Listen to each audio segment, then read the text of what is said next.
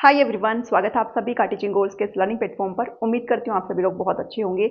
आज के इस इंपॉर्टेंट सेशन में एक और इंपॉर्टेंट लर्निंग की थ्योरी आपके लिए मैं लेकर के आई हूँ, जो कि मोस्ट इंपॉर्टेंट है आपके सभी टीचिंग एग्जाम्स को लेकर के, जो कि आपकी कट 11 के द्वारा दी गई फील्ड थ्योरी आपकी, जो कि अधिगम का क्षेत्रीय सिद्धांत इसको हिंदी में कहा जाता है। आप चाहे एसटेट के लिए प्रिपरेशन कर रहे हो, चाहे आप सीटेट के लिए प्रिपरेशन कर रहे हो, चाहे रीट के लिए, यूपी टेट के लिए, हर जगह आपको ये थ्योरी से एक क्वेश्चन देखने को मिल जाता है। तो इस बार भी आपकी पॉसिबिलिटी यहाँ पर बन जाती है। वैसे तो मैं एसटेट के सीडीपी का कंप्लीट सिलेबस आपको करा चुकी हूँ, जो कि रिटन फॉर्म में आपको अवेलेबल है लेटेस्ट सिलेबस के अकॉर्डिंग। बट यहाँ पर जो चीजें अभी मैं आपको करा रही हूँ, वो थोड़ी सी अपनी तरफ से एडिशनल चीजें आपको करा रही हूँ, जो कि मुझे लगता है आपको करनी बहुत जरूरी है यहाँ पर। तो चलिए बात करते हैं बिना किसी टाइम वेस्ट के फील्ड थ्योरी ऑफ लर्निंग, जिसको किसके द्वारा दिया गया था? कर्ट लेविन के द्वारा दिया गया था। ठीक है, 1917 में इस थ्योरी को दिया गया था। और बात करूं अगर कर्ट लेविन की, तो ये जर्मन अमेरिकन साइकोलॉजिस्ट यहाँ पर कहे जाते हैं, जर्मन अमेरिकन साइकोलॉजिस्ट। थोड़ा सा ध्यान में रख सकते हैं तो प्लीज रख लीजिएगा। ठीक है, अगर कर्ट लेविन की बात करें तो ये गेस्टाल्टिस्ट थे, ये भी आप सभी को पता ही होगा। ये रिवाइज में आपको करा देती हूँ। जब भी मैंने आपके साथ स्कूल ऑफ साइकोलॉजी डिस्कस किया था, जिसमें गेस्टाल्टिज्म के बारे में बात करी थी, तो उसमें ये बताया था कि 3 साइकोलॉजिस्ट इसके तहत हमारी काउंट होती है। ठीक है, यहाँ पर मैं आपको बता देती हूँ, अगेन थोड़ा सा रिवाइज करवा देती हूँ। गेस्टाल्टिज्म की जब भी बात आती है, एक सेकेंड, थोड़ा सा ये गलत हो गया है। गेस्टाल्टिज्म की जब भी बात आती है यहाँ पर, तो 3 साइकोलॉजिस्ट हम यहाँ पर पढ़ते हैं, जो कि इससे जुड़े हुए होते हैं। ट्रिपल के से आपको याद आ गया होगा। एक हमारे थे कोहलर, जिन्होंने चिंपैंजी के ऊपर अपना, सुल्तान चिंपैंजी के ऊपर अपना एक्सपेरिमेंट किया था। एक यहाँ पर कोफका थे, एंड जो थर्ड वन थे वो हमारे कौन थे? कर्ट लेविन थे, जिनके बारे में आज हम पढ़ रहे हैं। और जब भी इसके फादर की बात कही जाती है, जब भी जनक की बात करी जाती है गेस्टाल्टिज्म के, तो कौन हो जाते हैं? मैक्स वर्दिमर। मैक्स वर्दिमर जो है इसके जनक हो जाते हैं। और साथ ही आपको ये भी याद होगा कि गेस्टाल्टिज्म का मतलब क्या होता है, कि आप किसी भी प्रॉब्लम को जब एज ए होल देखते हैं, तो आप उसका सॉल्यूशन जो है, एक सडन आइडिया आपके दिमाग में आ जाता है और आप जो प्रॉब्लम है वो अच्छे से सॉल्व कर पाते हो। ठीक है, तो ये गेस्टाल्टिज्म है। तो ध्यान में रखिएगा, कर्ट लेविन किससे जुड़े हुए हैं? गेस्टाल्टिज्म स्कूल ऑफ साइकोलॉजी से जुड़े हुए हैं। एक गेस्टाल्टिस्ट यहाँ पर माने जाते हैं। डन। अब बात करते हैं कि फादर किसके माने जाते हैं। तो फादर यानी कि जनक है, मॉडर्न सोशल साइकोलॉजी के, आधुनिक सामाजिक मनोविज्ञान के जनक माने जाते हैं। बहुत सारे साइकोलॉजिस्ट बहुत सारी चीजों के जनक माने जाते हैं। वो सभी आप लोग प्लीज रिवाइज करते रहिएगा। और कहीं एक शॉर्ट नोट में आप लिख लीजिए, 1 पेज में, 2 पेज में, जितने भी में भी आते हूँ, ताकि आप एंड टाइम में उसको रिवाइज करके चले जाए, भाई कौन जो है वो किसका जनक माना जाता है। इसके अलावा अगर मैं बात करूं फादर की, तो ये एक्शन रिसर्च के भी फादर माने जाते हैं। एक्शन रिसर्च एक अपने आप में एक अलग टॉपिक है। ये क्रियात्मक अनुसंधान हिंदी में कहते हैं, अगर आपने कभी पढ़ा हो। क्रियात्मक अनुसंधान एक सेपरेट टॉपिक है ये, जो कि आपको नहीं पढ़ना है, तो मैं आपको नहीं कराऊंगी ये चीजें। ठीक है, वैसे एस्टेट में रिलेटेड क्वेश्चन आपके आए हुए हैं, बट अभी ये आपका हिस्सा नहीं है। तो क्रियात्मक अनुसंधान की अगर पूछ लिया जाए, तो वो भी, उसके फादर भी कौन माने जाते हैं। अगर बात करें टर्म किसने दिया, या फिर कहें कि कौन फादर है, तो फिर कर्ट लेविन का नाम ही इससे जुड़ा हुआ है। ठीक है, थोड़ा सा अगर एक्सप्लेन करूं, होता क्या है एक्शन रिसर्च यहाँ पर, तो आप ध्यान में रख पा रहे हो। एक्शन मतलब जब बच्चा एक्टिवली होकर के सारी चीजों कर रहा है, और रिसर्च मतलब जब वो खोजबीन खुद से कर रहा है, तो कहीं ना कहीं सारी चीजें पॉजिटिव होगी। ठीक है, एक अच्छा एनवायरमेंट बच्चे को मिल रहा है, तो ये तो आपकी जो रिसर्च है वो हो पाएगी। तो कहीं ना कहीं एक पॉजिटिव टर्म है ये। पूरा एक टॉपिक यहाँ पर हो जाता है, बट राइट नाउ आप इतना ही ध्यान में रखेंगे कि कर्ट लेविन इसके जनक माने जाते हैं। डन। एक बुक भी इनके द्वारा दी गई थी, जो कि आपकी थी प्रिंसिपल ऑफ टोपोलॉजिकल साइकोलॉजी। लिख लीजिएगा इसको भी, अगर ध्यान में रख पाए तो। टोपोलॉजिकल साइकोलॉजी नाम की एक बुक भी इनके द्वारा दी गई थी, एक पुस्तक इनके द्वारा दी गई थी। ठीक है, आप टोपोलॉजिकल से ध्यान में आते हैं कुछ ऐसे शब्द जो इस थ्योरी के मेन, आप कह सकते हो इस थ्योरी के अंदर बेसिकली ये जो थे, इन्होंने साइंस के और मैथ के कुछ ऐसे टर्म अपनी थ्योरी के अंदर इंक्लूड करे हैं, जो मैं आपको बाद में समझाऊंगी भी। जैसे आपका एक टर्म आ जाता है टोपोलॉजी। टोपोलॉजी हिंदी में बोलते हैं तल रूप। टोपोलॉजी भी आपको लिखा मिल सकता है। ठीक है, एक यहां पर इन्होंने शब्द लिया है वैलेंस। एक यहां पर इन्होंने शब्द लिया है वेक्टर, जिसको सदिश नाम दिया गया हिंदी में। ठीक है, सदिश। वैलेंस को वैलेंस भी यहां पर कह सकते हैं। ठीक है, तो हिंदी में इसके और भी बतेरे नाम हो सकते हैं। तो ये कुछ ऐसे टर्म है जो इन्होंने डायरेक्टली, जैसे इनकी बात करें वैलेंस और वेक्टर है, तो ये हम लोग साइंस में पढ़ते हैं, है ना। वेक्टर क्वांटिटी, स्केलर क्वांटिटी हम लोग नहीं पढ़ते हैं साइंस के अंदर। तो ये सारी चीजें क्या आपकी हम साइंस में पढ़ते हो। टोपोलॉजी की बात करें तो आपका मैथमेटिक्स से लिया गया है। तो साइंस से कुछ ऐसी चीजें ली गई है यहाँ पर, जो कि अपनी थ्योरी में साइकोलॉजी के अंदर यूज करते हैं समझाने के लिए चीजों को। ठीक है, और फॉर्मूला भी इसके तहत ही है, जो मैं अभी आपको समझाऊंगी। तो अगर आपसे पूछा जाए टोपोलॉजी, वैलेंस, वेक्टर, ये कौन बात करते हैं, तो आप बताएंगे कर्ट लेविन इनके बारे में बात करते हैं। होते क्या है अभी हम इस चीज को समझ लेंगे। चलिए बात करते हैं भाई इस थ्योरी में है क्या, बेसिकली हम क्यों पढ़ रहे हैं इस चीज को, क्या है इस थ्योरी के अंदर।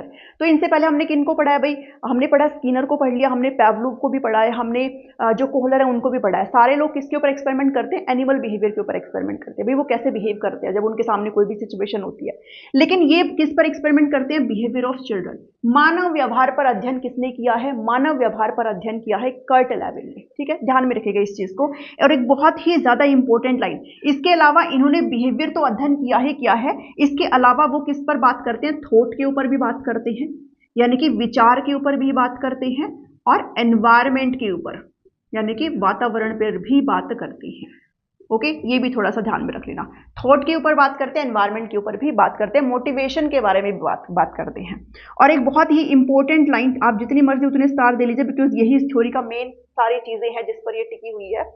Human behaviour is the product of individual and environment, यानी कि जो मानव व्यवहार है वो किसका परिणाम है, कि कोई भी इंडिविजुअल है, कोई भी व्यक्ति है, कोई भी पर्सन है, उसके सराउंडिंग में यानी कि वो अपने एनवायरमेंट में रहते हुए किस तरीके से सारी चीजें कर रहा है, वो क्या है उसका एक कहीं ना कहीं उसका व्यवहार जो है उसका प्रोडक्ट है, उसका रिजल्ट है। और इसको ना एक इक्वेशन की फॉर्म में इन्होंने यहाँ पर रिप्रेजेंट किया है। एक इक्वेशन, जैसे हम लोग साइंस में नहीं पढ़ते हैं भाई, इक्वेशंस होते हैं मैथमेटिक्स में, ऐसे फॉर्मूला इक्वेशंस हम पढ़ते हैं ना, ऐसे ही। तो जिनको साइंस वगैरह आती है वो तो इसको रिलेट कर देंगे, जिनको नहीं आता है, जिनको नहीं पता है क्या, वो प्लीज इसको ध्यान में रख लेना कि B is equal to F bracket में P और E, ठीक है। हमने ये क्या पढ़ा था, behaviour is the product of individual and environment. Behaviour is the function of individual मतलब पर्सन, ठीक है। Behaviour is the function of person and it's environment, यानी कि हिज और हर इन्वायरमेंट, जिस भी पर्टिकुलर एनवायरमेंट में वो पर्सन रह रहा है उसका बिहेवियर उस पर डिपेंड करता है, ठीक है जी, डन। ऐसे ध्यान में रखिएगा, behaviour is the function of principal and his environment, जिस पर्टिकुलर एनवायरमेंट में वो रह रहा है। ओके, ये इसका मतलब है। बी का मतलब क्या है, ह्यूमन बिहेवियर, मानव व्यवहार। एफ का मतलब क्या है, फंक्शन है, किसका फंक्शन है। पी का मतलब होता है पर्सन, पर्सन मतलब व्यक्ति, कोई भी इंडिविजुअल, ठीक है। और ई मतलब एनवायरमेंट, यानी कि वातावरण, जिसके ऊपर असर जो है, जो अपना इन्फ्लुएंस यहाँ पर डाल रहा है। डन। तो ये फॉर्मूला अगर आपसे पूछा जाए भी किसने दिया है, कर्ट लेविन ने दिया है। ओके, कौन है इसमें सेंटर में, इस फॉर्मूले के अंदर केंद्र में कौन है, सेंटर में कौन है, अगर पूछ लिया जाए केंद्र में कौन है तो बताएंगे व्यक्ति, ठीक है। पर्सन कौन है यहाँ पर केंद्र में, पर्सन यहाँ पर केंद्र में है, क्योंकि सारी चीजें इसी के ही सारी चीजें, भाई व्यवहार किसका अध्ययन हो रहा है, पर्सन का ही तो हो रहा है, तो सेंटर में कौन रहेगा, पर्सन यहाँ पर सेंटर में रहेगा। अब इन्होंने इस थ्योरी को ना एक डायग्राम के माध्यम से समझाया है, ये डायग्राम, ठीक है। ये डायग्राम मैं सबसे पहले आपके साथ डिस्कस करूंगी, उसके बाद जो कुछ भी ये लिखा हुआ है वो सब आपको समझाऊंगी। नीचे ये जो शब्द यहाँ पर लिखे हैं सारे एक एक करके मैं समझाऊंगी, ठीक है। थोड़ा सा मैं रब कर देती हूँ, आई होप आपने ये सारी चीजें लिख ली होगी। एक सेकेंड दीजिएगा मुझे बस। चलिए, ये अगर आप डायग्राम यहाँ पर चेक कर पा रहे हो तो इसके तहत इन्होंने अपनी ये सारी चीजें समझाई भी, कोई भी पर्सन है उसके जो सराउंडिंग में एनवायरमेंट है, फिर किस तरीके से वो बिहेवियर यहाँ पर करता है। तो देखो, इन्होंने कहा है कि भाई ये कोई भी एक पर्सन है, ठीक है, ये कोई भी एक पर्सन है, इस पर्सन का ये जो बाउंड्री है पूरा, ये यहां से लेकर के यहां तक, ठीक है। यहाँ इसको क्या नाम दिया गया है, इसको दिया गया है लाइफ स्पेस। क्या दिया गया है, लाइफ स्पेस। लाइफ स्पेस यानी कि जो जीवन विस्तार है, जीवन क्षेत्र भी इसको कहा जाता है। मैं लिखूंगी नहीं, मैं आपको वर्बली बता देती हूँ। लाइफ स्पेस एक नाम इन्होंने दिया है, कुछ टर्म इन्होंने इस्तेमाल किया, जैसे first one is life space.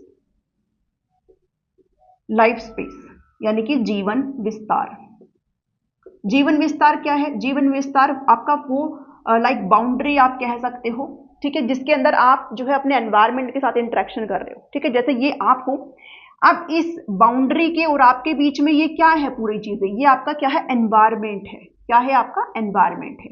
और इस एनवायरमेंट को साइकोलॉजिकल एनवायरमेंट कहा जाता है। भाई आप हो, आपके सराउंडिंग में एनवायरमेंट तो है ना, जिसमें आप क्या कर रहे हो, इंटरेक्ट कर रहे हो, ठीक है। और उसकी जो बाउंड्री है उसको लाइफ स्पेस का नाम दिया जाता है। लाइफ स्पेस के अंदर आप आ जाते हो, आपका एनवायरमेंट आ जाता है, ठीक है। और ये जिस पर्टिकुलर एनवायरमेंट की बात कर रहे हैं वो आपका साइकोलॉजिकल एनवायरमेंट है, मनोवैज्ञानिक वातावरण है, ठीक है, जो आपका कहीं ना कहीं क्या बात कर रहा है यहाँ पर, ये जो बिहेवियर है वो किसका प्रोडक्ट है, आपका और आपके एनवायरमेंट का प्रोडक्ट है, जो कि ये बात कर रहा है, ठीक है। तो दो चीजें आपको यहाँ पर क्लियर हुई, एक तो लाइफ स्पेस और एक हमारा साइकोलॉजिकल एनवायरमेंट। अब बात आती है पर्सन की। अब कोई भी इंसान है, कोई भी पर्सन है, तो उसकी कोई ना कोई नीड होगी, आवश्यकता होगी, उसके कोई ना कोई गोल होंगे, लक्ष्य होंगे। जैसे अभी आपका क्या लक्ष्य, आपको एग्जाम को क्लियर करना है, किसको, एस्टेट के एग्जाम को, आपका हो सकता है सीटेट का एग्जाम हो, आपको कोई और चीजें हो सकती है, ठीक है। तो ये पर्सन है और इस साइकोलॉजिकल एनवायरनमेंट में एक आपका गोल है, यहाँ पर एक लक्ष्य है जिसको आप पाना चाहते हैं, ठीक है। तो पर्सन हो गया, गोल हो गया। गोल क्या होता है, वो लक्ष्य होता है जिसके लिए आप मेहनत करते हो, जिसको आप पाने की कोशिश करते हो, वो आपका लक्ष्य होता है, ठीक है। अब मैं हूं, एक पर्सन हूं, मेरा एक गोल भी है। अब ऐसा तो बिल्कुल भी जरूरी नहीं है कि आपके सामने कोई बाधा ना है, तो बाधा तो आएंगी आएंगी।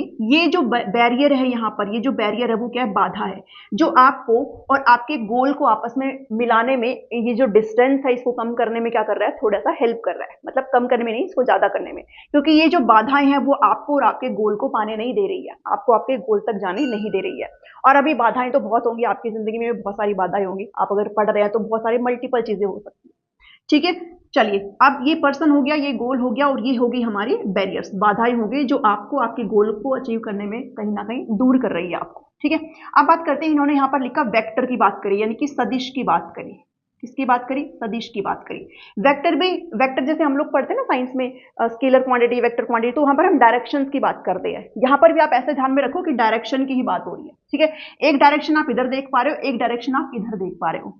तो ये क्या है, आपका ड्राइविंग फोर्स है, चालक बल है, जो आपको आपके गोल तक जाने में आपको हेल्प कर रहा है। ये आपका एक ऐसा आंतरिक बल है, एक ऐसा फोर्स है जो आपके अंदर से, आप अगर इंट्रिंसिक मोटिवेट हो, भाई राइट नाउ आपको ये है कि भाई कैसे भी करके, कुछ भी करके मुझे अपना एग्जाम क्लियर करना है, तो ये आपके अंदर से आ रहा है, जो आपको हर बाधा को पार करते हुए इस गोल तक, आपके एस्टेट के एग्जाम की जो सर्टिफिकेट है उस तक ले जाने में आपको हेल्प करेगा। वो आपका क्या है, ड्राइविंग फोर्स है, ठीक है, वो आपका चालक बल है। लेकिन एक ऐसा रेस्ट्रेनिंग फोर्स भी है, एक ऐसा बाधक बल भी है जो आपको कहीं ना कहीं दूर कर रहा है उस गोल से। जैसे क्या हो सकता है, भाई आपके दिमाग में है ये चीजें, हाँ भाई मुझे क्लियर करना है, लेकिन मेरे पास टाइम नहीं है, मुझे मैथ नहीं आता, मुझे हिंदी नहीं आता, मुझे रीजनिंग नहीं आता, मेरे को ये वीडियो समझ में नहीं आई है, मैं पढ़ूं किसका, मैंने तो कोर्स भी ले लिया, अब तो मुझे समझ नहीं आ रहा है, मैं किसकी बुक खरीदूं, कहाँ से मैं PYQs लगाऊं, मेरे तो बस की ही नहीं है। ये सब क्या है, आपके रेस्ट्रेनिंग फोर्स है, जो आपके एक्सक्यूज है, जिसने आप जिसको आपने एक रीजन दे दिया कि ये कारण है, मेरे से नहीं होगा, लेकिन वो एक्चुअल में क्या है, आपके एक्सक्यूज है जो आप खुद को दे रहे हो, और जिसकी वजह से आप अपने गोल से क्या जा रहे हो, दूर जा रहे हो, ठीक है। ऐसे होता है। तो डिपेंड करता है कौन सा फोर्स ज्यादा है। अगर ये फोर्स ज्यादा है तो आप इसको दूर करते हुए अपने लक्ष्य तक की तरफ चले जाएंगे, लेकिन अगर ये फोर्स ज्यादा है, आपके दिमाग में बिल्कुल ही बुद्धि में बैठ चुका है कि आपसे नहीं होगा, तो फिर वो नहीं होगा। फिर मतलब ये वाला फोर्स आपका ज्यादा, ये वाला कम है, तो आप अपने लक्ष्य से दूर होते हुए चले जाएंगे। आप जो है एस्टेट का सर्टिफिकेट कहीं ना कहीं आपको फिर नहीं मिलेगा, अगर वो बुद्धि में बैठ गया है कि भाई मेरे से नहीं होगा, ठीक है। जैसे कमेंट में भी बहुत सारे लोग बोलते हैं मैम मुझे मैथ नहीं आता। अगर आपने कह दिया कि आपको मैथ नहीं आता, दैट मीन्स आपको नहीं आता, ठीक है। जब तक आप पेन कॉपी उठा करके बनाना नहीं सीखेंगे, नहीं करेंगे चीजों को, ठीक है। तो दो फोर्स होते हैं, एक जो आपको आपके गोल तक लेकर के जा रहा है, ठीक है, और एक आपको जो आपके गोल से आपको खुद को दूर कर रहा है। अब डिपेंड करता है कौन सा फोर्स ज्यादा है। आपका ये फोर्स ज्यादा है तो आप गोल की तरफ जाएंगे, ये फोर्स ज्यादा है तो आप गोल से दूर हो जाएंगे, ठीक है। डन, दो एक चीज क्लियर हुई। वेक्टर आपको समझ में आया कि किस डायरेक्शन में आपका फोर्स आपको लेकर के जा रहा है, ठीक है जी, डन। ये फैक्टर्स यहां पर समझिए, यही सारी चीजें हैं भाई, ये आप हो, ये आपका पर्टिकुलर एनवायरमेंट है, ये वो बाउंड्री है। अच्छा, बात आती है फिर ये चीजें क्या है, ये चीजें क्या है, तो इसको ना ये आपका आउटर स्पेस कहलाता है। क्या कहलाता है, आउटर स्पेस कहलाता है, ठीक है। स्पेस या कह लो, या फिर सरफेस आप इसको कह सकते हो। और ना कहीं कहीं पे इसको ना फोरन हल भी नाम दिया गया है, फोरन हल, ऐसे हिंदी में भी ऐसे लिखा जाता है, फोरन हल, ठीक है, फोरन हल, जो कि कौन सा हिस्सा है, आपका जो जीवन विस्तार है इसके बाहरी हिस्सा है, क्योंकि जीवन विस्तार के अंदर का हिस्सा तो आपका साइकोलॉजिकल एनवायरनमेंट ही है, जहां पर आप जो है द्वंद में फंसे हुए हो कि आपका कौन सा फोर्स आप पर भारी है, कि आप गोल की तरफ जा रहे हो कि दूर जा रहे हो। लेकिन इसके बाहर का ये जो हिस्सा है वो क्या है, आपका फोरन हल कहा जाता है, आउटर स्पेस होता है, बाह्य आवरण कह सकते हो, फोरन हल हिंदी में भी इसको सेम लिखा जाता है। ये वो हिस्सा है जिसमें जो है एट प्रेजेंट तो साइकोलॉजिकल एनवायरनमेंट नहीं है किसी भी पर्सन का, लेकिन भविष्य में हो सकता है भाई, एक बंदा कोई भी कहीं भी जा सकता है, तो भविष्य में वो उसका जो है हिस्सा हो सकता है, वो उसके जीवन विस्तार का हिस्सा हो सकता है, ठीक है, कहीं भी जा सकता है। डन, चीजें क्लियर हुई। तो ये डायग्राम है जो पर्टिकुलर बात करता है किसके बारे में, इस थ्योरी को समझाने के बारे में। अब इस थ्योरी के अंदर हमने क्या क्या पढ़ा भाई, लाइफ स्पेस क्या होता है, हमने साइकोलॉजिकल एनवायरनमेंट देख लिया, वेक्टर क्या होते हैं हमने देख लिया, ड्राइविंग फोर्स, दो तरीके के फोर्स की बात करते हैं वो हमने देख लिया, यहाँ पर पर्सन क्या है, गोल क्या है, यहाँ पर बैरियर क्या है, सब मैंने आपको एक्सप्लेन कर दिया। ठीक है, नोट्स में अभी आपको जस्ट ऐड करूंगी इससे रिलेटेड, मैंने लिख दिया है, लिखित फॉर्म में आपको नोट्स दूंगी मैं इसके। ठीक है, 2-3 पेज के ओनली, उसको पढ़ लेना, उसको बिल्कुल क्लियर हो जाएगा। ठीक है, तो मैं अपडेट कर दूंगी जैसे इस वीडियो को अपलोड करूंगी। एक चीज यहाँ पर अभी आपकी ना बच जाती है, वैलेंस की मैंने बात करी, किसकी बात करी मैंने, वैलेंस की बात करी। ठीक है, एक बच जाता है हमारा वैलेंस की। भाई वैलेंस क्या है, साइंस में भी हम लोग वैलेंस पढ़ते हैं। ठीक है, तो मैंने कहा ही है कि इन्होंने साइंस के कुछ टर्म्स लिए अपनी थ्योरी में उठा करके, जैसे टोपोलॉजी इन्होंने मैथमेटिक्स से उठाया है, और वैलेंस की बात करूं और इनकी वेक्टर की बात करूं तो जैसे ये वेक्टर इन्होंने फिजिक्स से उठाया हुआ है। ठीक है, तो पूछा जाए तो फिर आप बता देना। ओके, सो वैलेंस क्या है, यहाँ पर ऐसे ऑब्जेक्ट जिनके प्रति आप अट्रैक्टेड हैं, मतलब जो आपको अच्छे लगते हैं, जिनको आपको करना अच्छा लगता है, आपके लाइफ स्पेस में, आपके इस एनवायरनमेंट के अंदर ऐसे ऑब्जेक्ट जो आपको जो पसंद है, अगर पसंद है तो मतलब आप उनके पास जाएंगे। तो अगर आप उस ऑब्जेक्ट से अट्रैक्टिव है तो मतलब वो पॉजिटिव वैलेंस है। क्या कहा जाएगा, वो पॉजिटिव वैलेंस है। और ऐसे ऑब्जेक्ट जिससे आप दूर भागते हो, ठीक है, आप उनसे रिपेल हो, रिपेल का मतलब जिनसे आप दूर भागते हो, तो वो आपका नेगेटिव वैलेंस कहा जाता है। ठीक है, क्लियर हुई चीजें भी। आपके सराउंडिंग में कोई भी ऐसी चीज जो आपको पसंद है, जिसके आप पास जाना चाहते हो, जिसको आप पाना चाहते हो, वो आपका पॉजिटिव वैलेंस है। ऐसी चीजें जो आपको पसंद नहीं है, जिसे आप दूर भाग रहे हो, वो आपका नेगेटिव वैलेंस है। अब आपके इस लाइफ स्पेस में बहुत सारे वैलेंस होते हैं भाई, बहुत सारी चीजें ऐसी होती है जो आपको पसंद हो, बहुत सारी चीजें ऐसी होती है जो आपको पसंद ना हो। तो ऐसी चीजों को लेकर के भाई क्या चूज करें क्या ना चूज करें, तो ना कुछ कॉन्फ्लिक्ट्स यहाँ पर क्रिएट हो जाते हैं, कुछ ऐसे द्वंद्व, कुछ ऐसे संघर्ष क्रिएट हो जाते हैं भाई किसको चूज करें। तो कर्ट लेविन ने 3 प्रकार के कॉन्फ्लिक्ट्स की बात करी है। ठीक है, 3 प्रकार के संघर्ष की बात करी है, द्वंद्व की बात करी है। ठीक है, फर्स्ट जिसमें है 2 पॉजिटिव वैलेंस, यानी कि 2 सकारात्मक वैलेंस, भी वैलेंस ऐसे लिखा मिलेगा शायद आपको।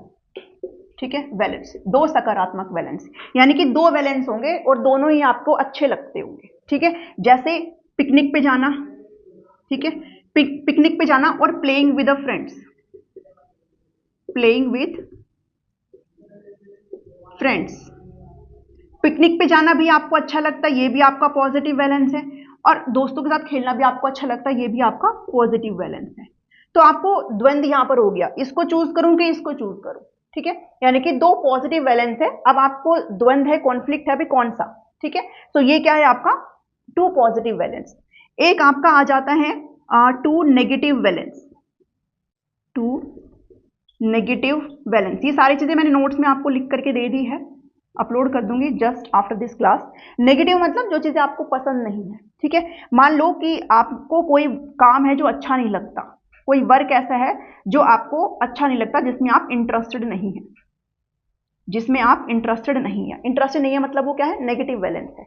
और ये काम जो कि आपको अच्छा नहीं लगता, आपने इसे नहीं किया तो आपको इसके रिगार्डिंग पनिशमेंट मिली, किसी ने डांटा, किसी ने धमकाया, आपको सजा मिली, तो ये भी क्या हो गया, नेगेटिव हो गया, बिकॉज पनिशमेंट भी किसी को पसंद नहीं है। ठीक है, तो वो काम जो आपको पसंद ही नहीं है और वो आपने नहीं किया क्योंकि आपको नहीं करना था, और उससे आपको क्या मिला, पनिशमेंट मिली, तो ये क्या है, दोनों चीजें क्या होगी, नेगेटिव हो गया, मतलब 2 नेगेटिव वैलेंस, ऋणात्मक। ठीक है, ऋणात्मक।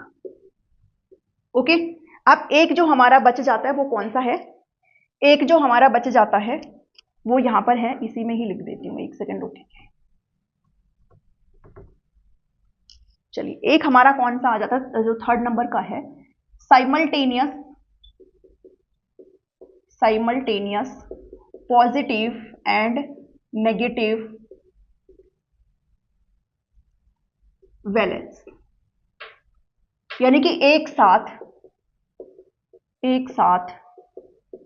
सकारात्मक और ऋणात्मक, यानी कि एक आपका बैलेंस पॉजिटिव है और एक आपका बैलेंस नेगेटिव है। ठीक है, जैसे मान लो कोई भी एक काम था जो आपको नहीं पसंद, नॉट इंटरेस्टेड, ठीक है, आपको नहीं अच्छा लगता, मतलब क्या, नेगेटिव है, लेकिन अगर आप इस काम को करेंगे तो आपको रिवार्ड मिलेगा, ऐसा रिवार्ड जो आपको पसंद हो, यानी कि काम तो आपको पसंद नहीं है, लेकिन इस पे जो आपको पुरस्कार दिया जा रहा है, जो रिवार्ड आपको दिया जा रहा है, वो आपके लिए क्या है, पॉजिटिव वैलेंस है, यानी कि साइमल्टेनियसली आपको एक पॉजिटिव वैलेंस दिखाई दे रहा है, एक आपको नेगेटिव। अब आपके दिमाग में क्या कॉन्फ्लिक्ट होगा कि मैं इस काम को करूं कि नहीं करूं, करूंगा तो मुझे पसंद नहीं है, नहीं, और अगर करूंगा तो मुझे पसंद भी नहीं और मुझे रिवार्ड भी मिलेगा, ठीक है। तो वहां पर क्या है, कॉन्फ्लिक्ट यहाँ पर जनरेट हो रहा है। तो 3 प्रकार के कॉन्फ्लिक्ट की बात करते हैं कर्ट लेविन, थोड़ा ध्यान में रखिएगा। वैलेंस 3 प्रकार के कॉन्फ्लिक्ट, 2 पॉजिटिव 2 नेगेटिव और एक आपका साइमल्टेनियस पॉजिटिव और नेगेटिव वैलेंस। सो इतना ही है आज के इस थ्योरी में। आई होप आपको ये चीजें समझ में आई होगी। हमने क्या चीजें यहाँ पर पढ़ी है कि जो ह्यूमन बिहेवियर है वो किसका रिजल्ट है, पर्सन और उसके एनवायरमेंट का। ये बेसिकली मानव व्यवहार पर अध्ययन करते हैं, बच्चों के व्यवहार पर इन्होंने अध्ययन किया है। अगर बात करें अदर नेम क्या है इस थ्योरी के, तो इसको टोपोलॉजी थ्योरी कहा जाता है, तलरूप सिद्धांत इसको कहा जाता है, तलरूप सिद्धांत इसको कहा जाता है। कॉग्निटिव फील्ड थ्योरी आपकी कही जाती है, ठीक है, बिहेवियरिज्म के अंदर नहीं आती है। कॉग्निटिव फील्ड थ्योरी, संज्ञानात्मक क्षेत्र सिद्धांत इसको कहा जाता है। प्लेस या फिर फील्ड साइकोलॉजी इसको थ्योरी कहा जाता है, ठीक है। स्थान मनोवैज्ञानिक सिद्धांत या फिर क्षेत्रीय मनोवैज्ञानिक सिद्धांत इसको कहा जाता है। और चाइल्ड डायरेक्शन थ्योरी इसको कहा जाता है, बाल दिशा सिद्धांत इसको कहा जाता है। हिंदी मैंने आपको बता दिया है। सो ये आज की इस थ्योरी में इतना ही है। आई होप आपको ये समझ में आया होगा। प्लीज इस चीज को जरूर कर लेना अगर आप करना चाहते हैं तो। बाकी कोई इसमें वो नहीं है, बिकॉज क्वेश्चन मैंने यहाँ से देखे हैं। तो जो भी चीजें अभी मैं आपको करा रही हूँ वो थोड़ा एक्स्ट्रा ही करवा रही हूँ, एडवांस में चीजें करा रही हूँ। सो इस वीडियो में इतना ही है। सभी पेज का लिंक आपको वीडियो के डिस्क्रिप्शन में देखने को मिल जाएगा। आप जरूर उन चीज को देखिए, सारी चीजें मैं आपको करवा रही हूँ। और पेडागोजी भी मैंने आपको स्टार्ट कर दी है, हिंदी और इंग्लिश की। साथ ही आज रात को लाइव 9 बजे आपके साथ मैं इससे रिलेटेड क्वेश्चन डिस्कस करूंगी, जो कि मैं हमेशा करती हूँ। उसमें प्लीज मेरे साथ जरूर से जरूर जुड़े। मिलती हूँ नेक्स्ट वीडियो में। पसंद आए तो लाइक कर देना, चैनल को सब्सक्राइब प्लीज कर लेना। मिलती हूँ नेक्स्ट वीडियो में। Thank you, thanks for watching.